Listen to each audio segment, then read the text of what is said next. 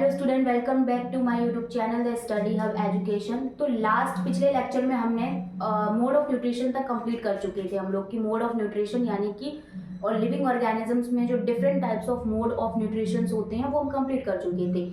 अब हमारा जो लेक्चर नंबर 3 है, इसमें हम प्योरली अलग अलग जो भी ऑर्गेनिजम्स हैं जैसे प्लांट्स, अमीवा और ह्यूमन बींग्स, इन तीनों का जो न्यूट्रिशन टाइप है कि ये किस तरीके से अपने खाने को एक्वायर करते हैं and what is the process behind the nutrition in plants, amoeba and human beings. अब हम वो सारी चीज़ों को स्टडी करेंगे एक एक करके। तो सबसे पहले हम न्यूट्रिशन इन प्लांट्स को पढ़ते हैं। न्यूट्रिशन इन प्लांट्स को मैंने आपको बताया था कि प्लांट्स का जो मोड ऑफ न्यूट्रिशन होता है that is autotrophic mode of nutrition, that is autotrophic nutrition. यानी प्लांट किस तरीके का न्यूट्रिशन करते हैं? Autotrophic nutrition. ऑटो मतलब होता है सेल्फ और ट्रॉफिक मतलब होता है न्यूट्रिशन, यानी कि प्लांट खुद ऑटोट्रॉफिक मोड ऑफ न्यूट्रिशन करते हैं, खाने को खुद ही प्रिपेयर करते हैं एंड देन उसको यूटिलाइज करते हैं। इस तरीके की मोड ऑफ न्यूट्रिशन को ऑटोट्रॉफिक मोड ऑफ न्यूट्रिशन बोलते हैं, जो कौन करता है? प्लांट्स करते हैं। Is it very clear?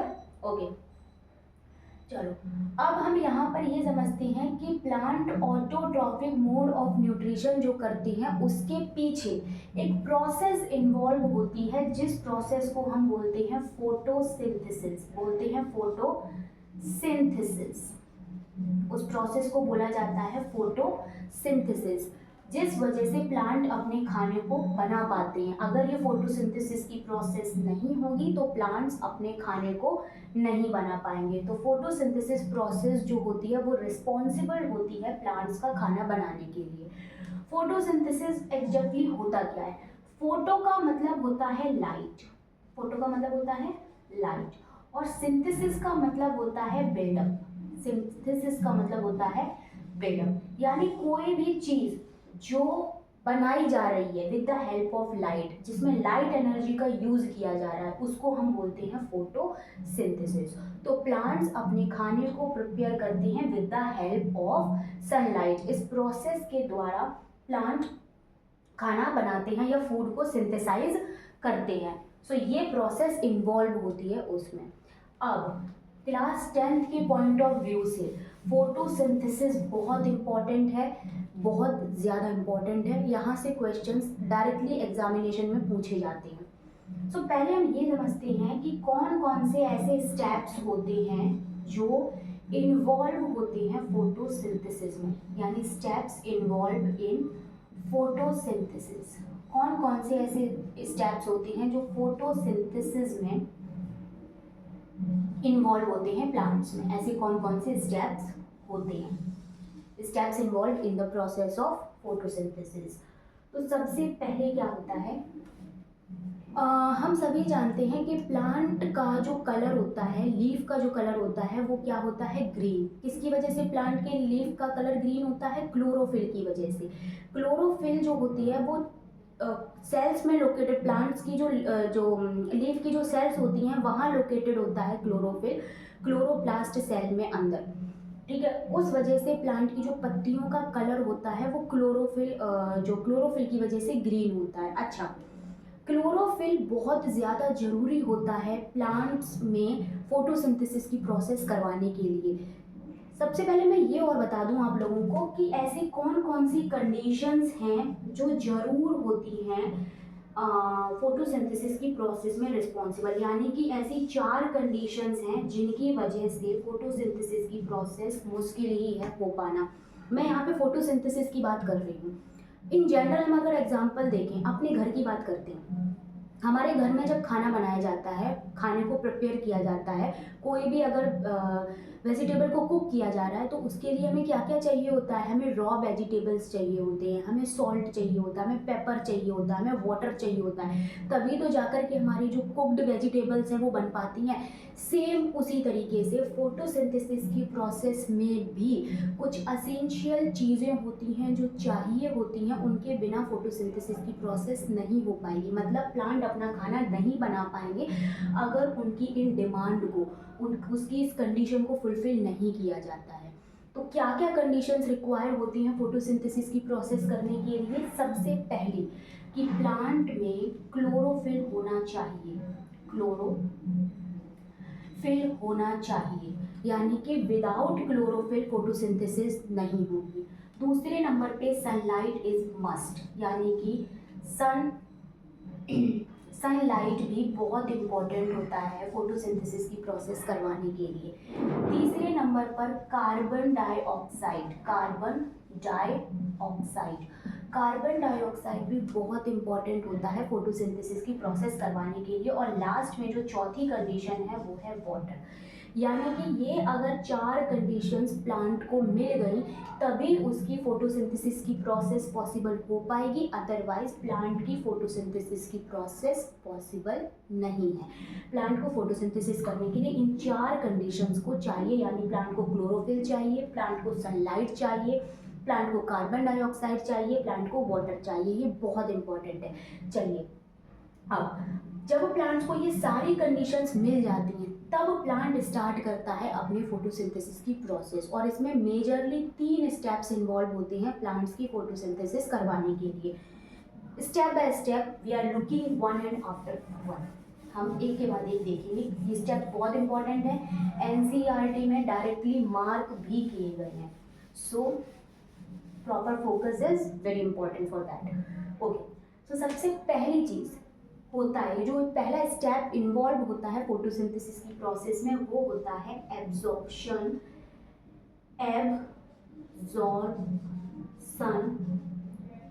Of sunlight by chlorophyll. यानी सबसे पहले प्लांट में जो क्लोरोफिल होता है ना, वो क्या करता है, सनलाइट को एब्जॉर्ब करता है। जो सन से लाइट आती है फोटोसिंथेसिस के लिए वो रिस्पॉन्सिबल होती है, तो प्लांट सनलाइट को एब्जॉर्ब, प्लांट में जो क्लोरोफिल होता है वो सनलाइट, लीव्स में बेसिकली जो क्लोरोफिल होता है वो सनलाइट को एब्जॉर्ब करने का काम करता है। This is the first step involve in the process of photosynthesis. What is कि absorption of sunlight by chlorophyll, chlorophyll के द्वारा सनलाइट को एब्जॉर्ब किया जाता है। नंबर 2, दूसरे नंबर पे जो दूसरा स्टेप इन्वॉल्व होता है फोटोसिंथेसिस की प्रोसेस में, वो इन्वॉल्व होता है conversion of light energy into chemical energy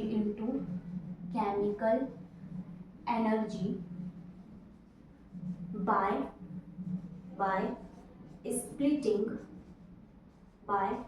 splitting water into hydrogen and oxygen। क्या कहा मैंने या क्या लिखा? पहला स्टेप कंप्लीट हो गया, यानी कि जो क्लोरोफिल था उसने सनलाइट को एब्जॉर्ब कर लिया। अब दूसरे स्टेप में जो सनलाइट को क्लोरोफिल ने एब्जॉर्ब किया है वो लाइट एनर्जी कन्वर्ट होगी केमिकल एनर्जी में, क्योंकि लाइट एनर्जी की वजह, photosynthesis is a chemical process, उसमें केमिकल एनर्जी चाहिए। लाइट एनर्जी तो एब्जॉर्ब हो जाती है, light energy is responsible for that, but chemical energy चाहिए। तो उसके बाद लाइट एनर्जी का कन्वर्जन होता है केमिकल एनर्जी में, और प्लांट में जो मौजूद वाटर होता है वो टूट जाता है इस प्रोसेस में। सेकेंड स्टेप में वो वाटर टूट जाता है, हाइड्रोजन और ऑक्सीजन उस वाटर से अलग अलग हो जाते हैं, यानी हाइड्रोजन अलग हो जाता है वाटर से और ऑक्सीजन अलग हो जाता है। कैसे? सेकेंड स्टेप में जब लाइट एनर्जी केमिकल एनर्जी में कन्वर्ट होती है। तो this is the second step कि लाइट एनर्जी का केमिकल एनर्जी में कन्वर्जन होना और वाटर का हाइड्रोजन और ऑक्सीजन में टूट जाना, सेपरेट हो जाना। Last but not the least step involved in the process of photosynthesis is reduction of carbon dioxide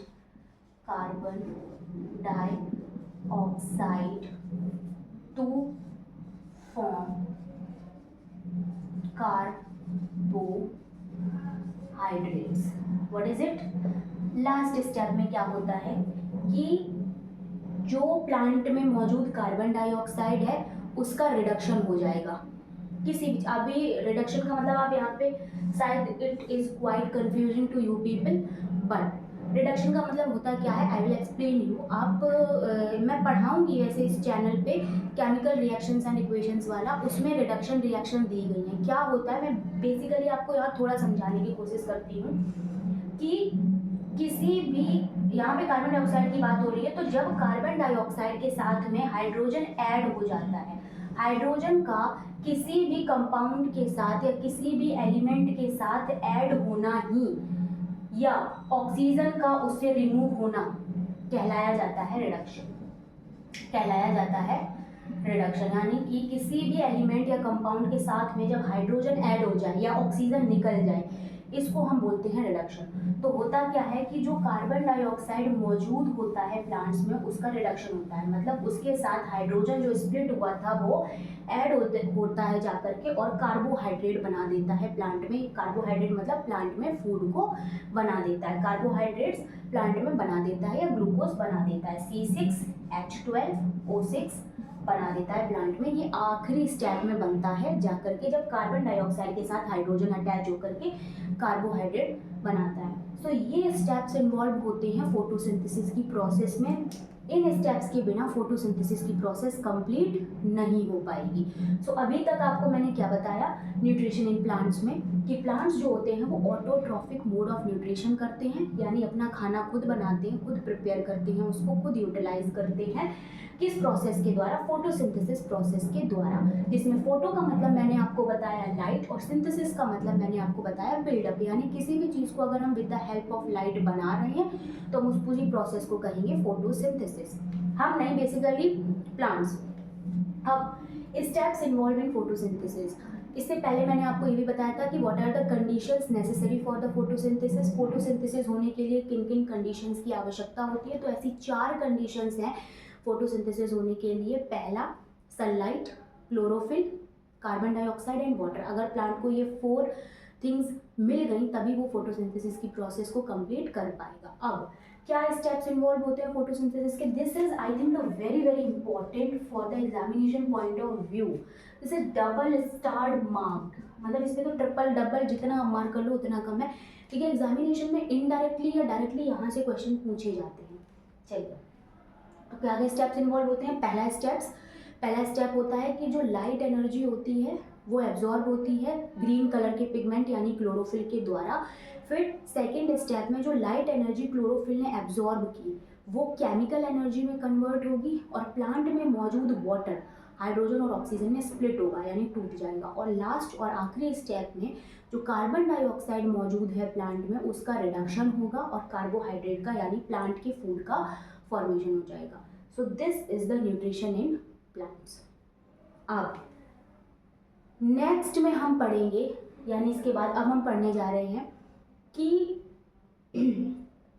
experiments, मतलब क्यों प्लांट के लिए सनलाइट जरूरी होता है या कार्बन डाइऑक्साइड जरूरी होता है, why sunlight and carbon dioxide is responsible for the photosynthesis, क्यों जरूरी है, इसको हम एक्सपेरिमेंट की मदद से समझने की कोशिश करेंगे। मैं यहाँ बोर्ड पे ही आपको एक्सपेरिमेंट वो दिखाऊंगी बना के कि क्यों प्लांट को सनलाइट और कार्बन डाइऑक्साइड की ज़रूरत पड़ती है फोटोसिंथेसिस की प्रोसेस करने के लिए। सो अब हम यहाँ पे देखेंगे, अभी मैंने आपको बताया था कि फोटोसिंथेसिस होने के लिए 4 कंडीशंस की फुलफिलमेंट होना जरूरी है, सनलाइट का, वाटर का, कार्बन डाइऑक्साइड का और क्लोरोफिल का। तो एक एक्सपेरिमेंट के द्वारा ये पता लगाया गया कि सनलाइट क्यों ज़रूरी होती है फोटोसिंथेसिस की प्रोसेस करवाने के लिए। वो पूरा एक्सपेरिमेंट मैंने आपके लिए यहाँ पे डिज़ाइन कर दिया है, डिज़ाइन इन द सेंस कि बना दिया है। चलिए हम देखते हैं। सबसे पहले एक पॉटेड प्लांट लेना है। पॉटेड प्लांट का मतलब क्या होता है, छोटा सा गमला टाइप का पौधा लेना है जिसमें ग्रीन कलर का प्लांट लगा हो छोटा सा, उस तरीके के प्लांट को बोलते हैं पॉटेड प्लांट। और उसको 2 से 3 दिन तक एक कम्प्लीटली डार्क रूम में रखना है। उस पौधे को, उस प्लांट को कंप्लीट डार्क रूम में रखना है 2 से 3 दिन के लिए। रखना क्यों है, ताकि उसमें मौजूद पहले से ही जो स्टार्च है या पहले से ही जो कार्बोहाइड्रेट प्लांट ने बनाया था उसमें जो मौजूद है वो यूज़ हो सके प्लांट के द्वारा। क्योंकि हमें टेस्ट ही क्या करना है कि सनलाइट के क्यों ज़रूरी होती है प्लांट के फोटोसिंथेसिस करवाने के लिए। तो हम उसमें रखेंगे जिससे कि प्लांट का जो पहले से बनाया हुआ स्टार्च है वो यूज़ हो सके या कार्बोहाइड्रेट यूज़ हो सके। उसके बाद नेक्स्ट स्टेप में 2 से 3 दिन के बाद हमें इस पॉटेड प्लांट को निकालना है और ब्राइट सनसाइन में लेकर के जाना है जहाँ पे सूर्य की चमक यानी सनलाइट बहुत तेज पड़ रही हो, वहाँ हमें इस पॉटेड प्लांट को लेकर के जाना है। फिर इसकी एक लीफ पे हमें सेंटर में एल्यूमिनियम फॉइल लगानी है और बाकी का जो पोर्शन है उसको सनलाइट में फुल्ली एक्सपोज्ड होने देना है। बस सेंटर पे हमें एल्यूमिनियम फॉइल को लगाना है इसके, ताकि सेंटर पे जो एल्यूमिनियम फॉइल इसीलिए लगाई ताकि सेंटर पे सनलाइट ना पड़ सके और आजू बाजू जो इसका ये जो पोर्शन बचा हुआ है यहाँ पे सनलाइट पड़े अच्छे से। फिर इस लीफ को हमें प्लग करना है, थोड़े 1-2 घंटे हमें रहने देना है यहाँ पर सनलाइट में। घंटे क्या मतलब ऑलमोस्ट 7 to 8 आवर्स या 1 दिन के लिए ही छोड़ दो पूरा सनलाइट में। उसके बाद हमें इस लीफ को प्लग करना है और बॉइलिंग मेथड के द्वारा एल्कोहल में इसको हमें डबल बॉइलिंग प्रोसेस के द्वारा बॉईल करना है इस लीफ को। क्यों डबल बॉइलिंग प्रोसीजर का यूज़ क्यों किया गया बॉईल करने के लिए?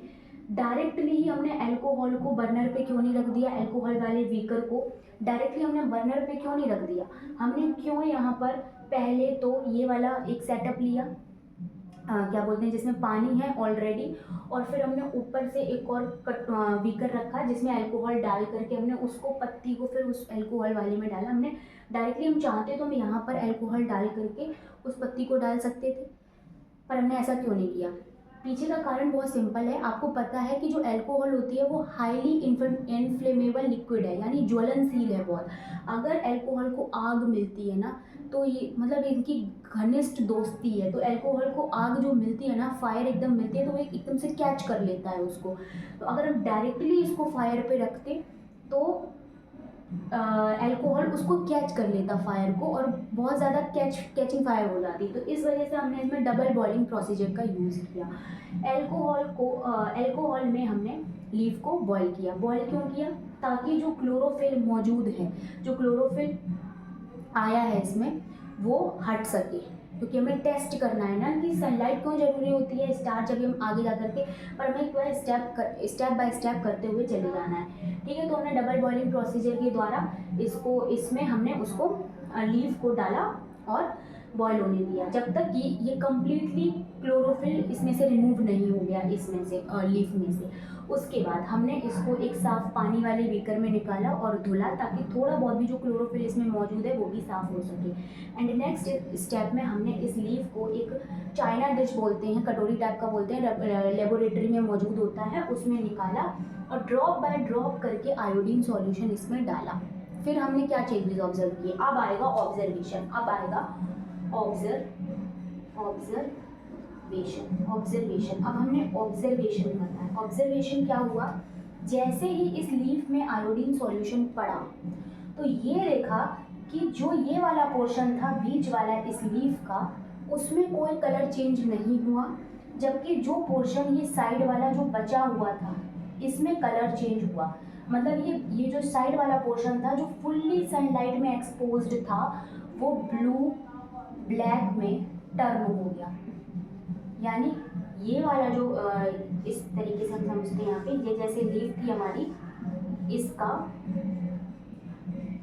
ये जो बीच वाला पोर्शन जिसको हमने एल्यूमिनियम फॉइल से रैप किया था, इस पे जब आयोडीन सॉल्यूशन पड़ा तो ये वाला पोर्शन में कोई भी कलर चेंज नहीं हुआ, लेकिन ये जो बचा हुआ पोर्शन था जो फुल्ली सनलाइट में एक्सपोज्ड था, ये पूरा पोर्शन टर्न हो गया blue black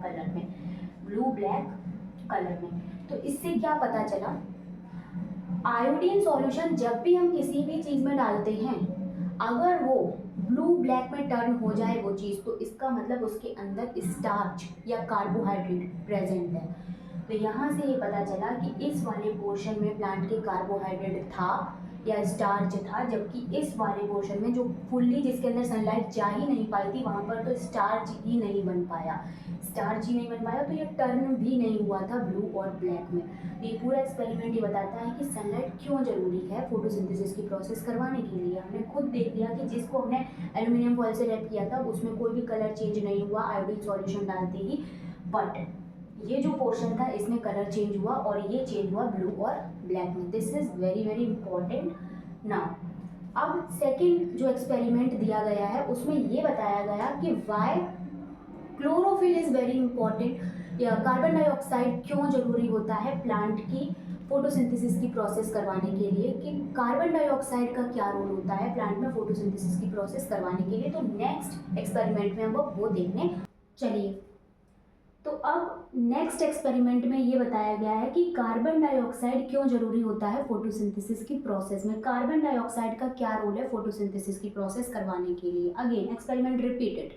what is it, कि सबसे पहले हमें वही पॉटेड प्लांट लेना है, उसको 2 से 3 दिन के लिए कम्प्लीटली डार्क रूम में रखना है।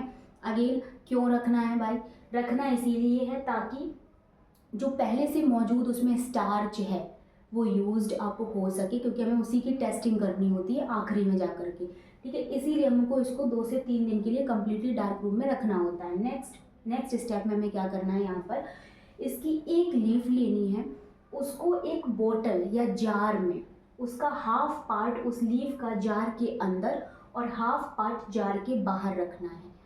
उस जार में क्या है, उस बोतल में क्या है जिसमें इसका हाफ पार्ट डाला गया है, उसमें है KOH। KOH होता है potassium hydroxide solution. Potassium hydroxide solution हमने इस बोतल में लिया और डाला। पोटेशियम हाइड्रोक्साइड सॉल्यूशन क्या करता है, देखिए कोई भी चीज़ है, कोई भी कंटेनर है, इसमें कार्बन डाइऑक्साइड तो मौजूद होगी ही एटमॉस्फेयर से, तो उस कार्बन डाइऑक्साइड को जो इसमें मौजूद है पहले से ही इस जार में, उसको पोटेशियम हाइड्रोक्साइड सक कर लेगा यानी एब्जॉर्ब कर लेगा। अब ये जार कार्बन डाइऑक्साइड फ्री हो गया, यानी अब इसमें कार्बन डाइऑक्साइड नहीं है पोटेशियम हाइड्रोक्साइड डालते ही, क्योंकि जितनी भी कार्बन डाइऑक्साइड उस जार में मौजूद थी पोटेशियम हाइड्रोक्साइड ने उसको एब्जॉर्ब कर लिया। अब नेक्स्ट स्टेप में हमने इस पूरी लीफ को निकाला, उसको डीकलराइज किया। डीकलराइज कैसे किया था, जैसे पहले वाले एक्सपेरिमेंट में हमने किया था अल्कोहल में उसको बॉईल करके, अल्कोहल के साथ उस लीफ को बॉईल करके, सेम प्रोसीजर यहाँ पे भी लागू किया। यहाँ पे भी उसको डीकलराइज करने का तरीका वही है, अल्कोहल के साथ बॉईल किया। नेक्स्ट स्टेप में हमने इसमें आयोडीन सॉल्यूशन की बूंदें डाली और ये देखा कि जो लीफ का पोर्शन इस जार के बाहर था, इस जार के बाहर था, वो ब्लू ब्लैक में टर्न हुआ, और जो लीफ का पोर्शन इस जार के अंदर था जहाँ पे कार्बन डाइऑक्साइड मौजूद नहीं थी क्योंकि पोटेशियम हाइड्रोक्साइड ने उसको सक कर लिया था, वो ब्लू ब्लैक में टर्न नहीं हुआ। तो ये बताता है कि कार्बन डाइऑक्साइड कितनी ज़्यादा इम्पॉर्टेंट होती है for the formation of the food by the help of photosynthesis in plants. इसके अलावा ये पॉटेड प्लांट को हम सनलाइट में भी लेके गए थे, ऐसा नहीं था कि हमने डायरेक्टली उसको जार में डाल दिया, ऐसा नहीं था, इसको हम सनलाइट में लेकर के गए थे। प्रॉपर सनलाइट में हमने इसको 2-3 घंटों के लिए छोड़ा था, उसके बाद ये प्रोसीजर फॉलो किया था, ठीक है। अच्छा, अब CBSE का पैटर्न डे बाय डे अगर आप ऑब्जर्व करो तो चेंज होता चला जा रहा है। एक्टिविटी बेस्ड क्वेश्चंस ज़्यादा पूछे जा रहे हैं। रिसेंटली एक्टिविटी बेस्ड क्वेश्चंस ही पूछे गए थे। इस बार की जो पेपर एग्जामिनेशन हुआ था उसमें काफ़ी क्वेश्चंस ऐसे थे जो एक्टिविटी बेस्ड क्वेश्चन थे।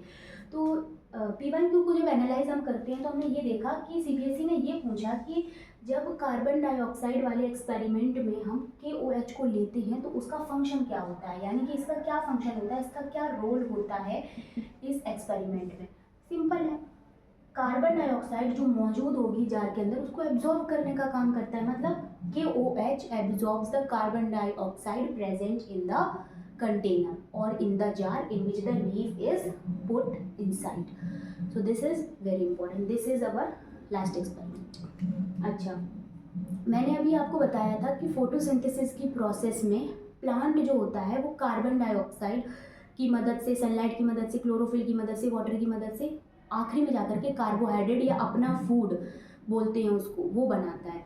उसमें जो रिएक्शन इन्वॉल्व होती है वो बहुत इंपॉर्टेंट है। रिएक्शन है 6CO2, यानी 6 मॉलिक्यूल्स लिए जाते हैं कार्बन डाइऑक्साइड के, 12 मॉलिक्यूल्स लिए जाते हैं वाटर के, और 6 कार्बन डाइऑक्साइड के मॉलिक्यूल 12 मॉलिक्यूल वाटर के मिलकर के with the help of sunlight and chlorophyll बनाता है C6H12O6, जिसको हम लोग ग्लूकोज बोलते हैं, और निकालता है बाय प्रोडक्ट, निकालता है 6 ऑक्सीजन और 6 वाटर के मॉलिक्यूल्स। तो ये पूरी रिएक्शन भी बहुत इंपॉर्टेंट है फोटोसिंथेसिस को। अगर आता है क्वेश्चन की list the steps involve in the process of photosynthesis, तो पहले तो आप वो सारे स्टेप्स लिखेंगे, उसके बाद इस रिएक्शन को वहाँ पर के लिख के दिखाएंगे, तो आपके जो मार्क्स हैं वो काफ़ी हद तक बेटर आएंगे, मतलब चांसेस प्रोबेबली है कि एग्जामिनर अच्छे मार्क्स दें। चलिए, so this is the experiments involve in the process of photosynthesis. कौन कौन से एक्सपेरिमेंट फोटोसिंथेसिस में इन्वॉल्व होते हैं। अब हम नेक्स्ट स्टडी करेंगे कि प्लांट को कार्बन डाइऑक्साइड, वाटर या सनलाइट तो प्लांट को क्लोरोफिल के द्वारा मिल जाती है, लेकिन प्लांट को कार्बन डाइऑक्साइड और वाटर कैसे मिलता है फोटोसिंथेसिस की प्रोसेस करने के लिए।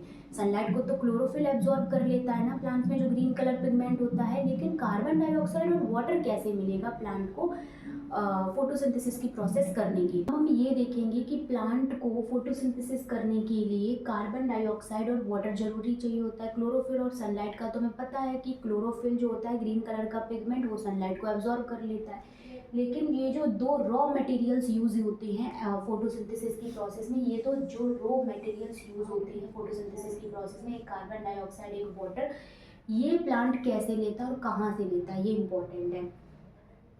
आप लोगों ने अगर कभी एक लीफ को देखा हो और उसके पीछे का हिस्सा देखा हो, उसको पीछे पलट के देखा हो, उसमें छोटे छोटे पोर्स होते हैं, छोटे छोटे पोर्स उभरे हुए होते हैं ग्रीन कलर के, जिनको हम स्टोमेटा कहते हैं। जिनको हम क्या कहते हैं? स्टोमेटा।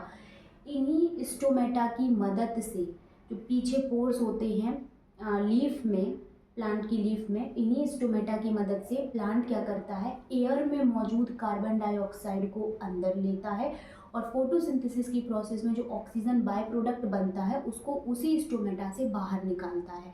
कैसे? जब स्टोमेटा खुलता है तब वो कार्बन डाइऑक्साइड को अंदर ले लेता है, और जब स्टोमेटा बंद होता है तो उसे कार्बन डाइऑक्साइड की ज़रूरत नहीं पड़ती है। अच्छा, स्टोमेटा कब खुलता है, कैसे खुलता है और किसकी मदद से खुलता है प्लांट्स में? तो स्टोमेटा जो होता है वो ओपन होता है जब इसके अंदर पानी जाता है, यानी इन स्टोमेटा के अंदर जब पानी जाता है तब स्टोमेटा ओपन होता है। जब इनके अंदर क्या जाता है? पानी। स्टोमेटा के अंदर जब पानी जाता है, वाटर जाता है, तो ये स्टोमेटा ओपन हो जाता है, और जैसे स्टोमेटा ओपन होता है कार्बन डाइऑक्साइड एयर में मौजूद अंदर आ जाती है। जैसे स्टोमेटा ओपन होता है, ओपन कब होता है? जब वाटर इसके अंदर जाए, जब वाटर इसके अंदर जाए तभी स्टोमेटा ओपन होता है। जैसे हम भी पानी पीने के लिए अपने माउथ को ओपन करते हैं, उसी तरीके से स्टोमेटा के अंदर जब पानी जाता है तो वो स्टोमेटा खुल जाता है। किसकी मदद से खुलता है ये स्टोमेटा का पोर? किसकी मदद से? गार्ड सेल्स की मदद से। दो किडनी शेप्स की सेल्स होती हैं स्टोमेटा की ओपनिंग और क्लोजिंग करवाने के लिए। इन किडनी शेप सेल्स को हम गार्ड सेल्स बोलते हैं। इन्हीं की मदद से इस स्टोमेटल पोर ये खुलता है जब वाटर इसमें अंदर की ओर जाता है। अच्छा, एक क्वेश्चन बहुत पूछा जाता है कि what is responsible for the opening and closing of the stomata, यानी स्टोमेटा की ओपनिंग और क्लोजिंग करवाने के लिए कौन सी चीज़ रिस्पॉन्सिबल होती है प्लांट्स में? तो भाई वो होता है गार्ड सेल्स। अगर ये गार्ड सेल्स नहीं होंगी तो ना ही तो स्टोमेटा ओपन हो पाएगा और ना ही वो क्लोज हो पाएगा। तो ओपनिंग एंड क्लोजिंग करवाने के लिए guard cells are very very important.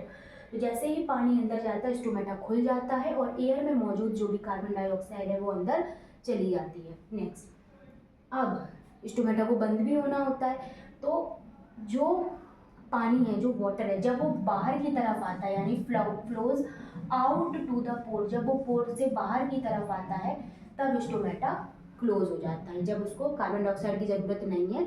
Photosynthesis की जितनी भी प्रोसेस होनी थी उतनी हो चुकी है, अब उसको अपना स्टोमेटा बंद भी करना है, तो यही गार्ड सेल्स क्या करते हैं, पानी को बाहर निकाल देते हैं, और जैसे ही पानी बाहर निकलता है स्टोमेटा क्लोज हो जाता है। तो ये opening and closing of stomata की वजह से ही कार्बन डाइऑक्साइड अंदर जाती है, फोटोसिंथेसिस की प्रोसेस होती है, फिर ये क्लोज भी हो जाता है।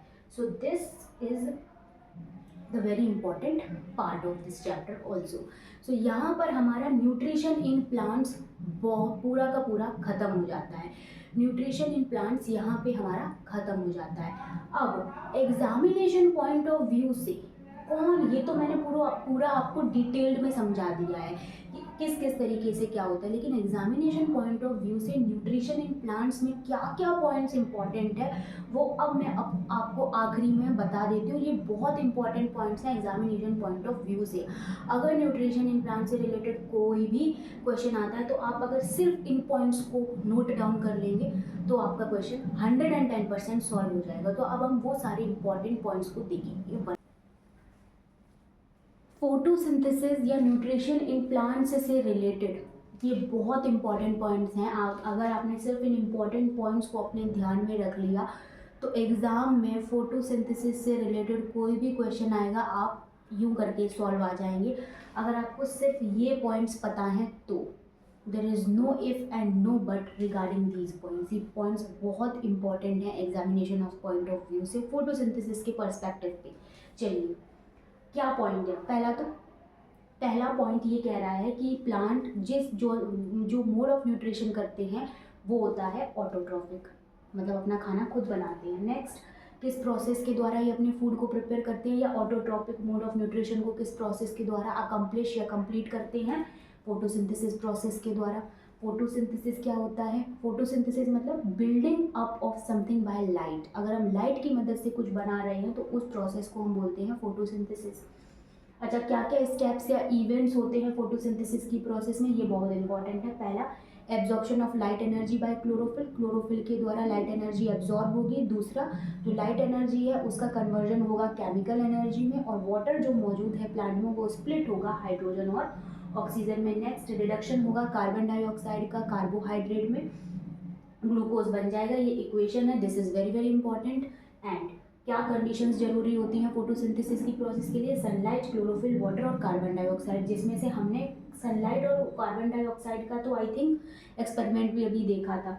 उसके बाद क्या क्या रॉ मटेरियल्स जरूरी होते हैं फोटोसिंथेसिस के लिए, 2 रॉ मटेरियल फोटोसिंथेसिस की प्रोसेस के लिए ज़रूरी होते हैं, एक कार्बन डाइऑक्साइड और दूसरा वाटर बाय और ये कार्बन डाइऑक्साइड और वाटर प्लांट को कहाँ से मिलता है, वाटर तो रूट के द्वारा मिल जाता है सॉइल में, बट कार्बन डाइऑक्साइड को प्लांट एटमॉस्फेयर से लेता है by the help of stomata, और स्टोमेटा की ओपनिंग एंड क्लोजिंग अभी हमने देखा था गार्ड सेल्स के द्वारा रेगुलेट होती है। नेक्स्ट, साइट ऑफ फोटोसिंथेसिस कहाँ क्या है, मतलब ये सारी चीज़ें, जैसे हमारा घर में जो खाना होता है वो किचन में बनता है ना, उसी तरीके से जो फोटोसिंथेसिस प्लांट्स में जो किचन होती है या प्लांट में जहाँ फोटोसिंथेसिस की प्रोसेस होती है वो लीफ होती है, लीव्स में भी क्लोरोप्लास्ट और क्लोरोप्लास्ट में भी मीजोफिल सेल्स। तो अगर एग्जामिनेशन में पूछा जाता है कि what is the site of photosynthesis, अगर ऑप्शन में मीजोफिल सेल्स आता है तो आप मीजोफिल सेल्स लगाएंगे, और क्लोरोप्लास्ट आता है तो आप क्लोरोप्लास्ट लगा देंगे। तो these points are very very important for the examination point of view. यहाँ पर हमारा nutrition in plants topic complete होता है। अब न्यूट्रिशन इन प्लांट्स आपका कंप्लीट हो गया है। न्यूट्रिशन इन अमीबा और न्यूट्रिशन इन ह्यूमन बींग्स आपका टॉपिक बच रहा है। इसके लिए आपका एक लेक्चर और आएगा और इन लेक्चर्स में आपका न्यूट्रिशन टॉपिक कंप्लीट हो जाएगा। We have completed the nutrition topic by 1 lecture additional also. So ये आपकी सारी इंपॉर्टेंट पॉइंट्स थे इस वाले लेक्चर के। नेक्स्ट लेक्चर आपको उसमें मैं न्यूट्रिशन इन अमीबा और न्यूट्रिशन इन ह्यूमन बींग्स पढ़ाऊंगी। Till then keep learning, keep exploring. Thank you very much.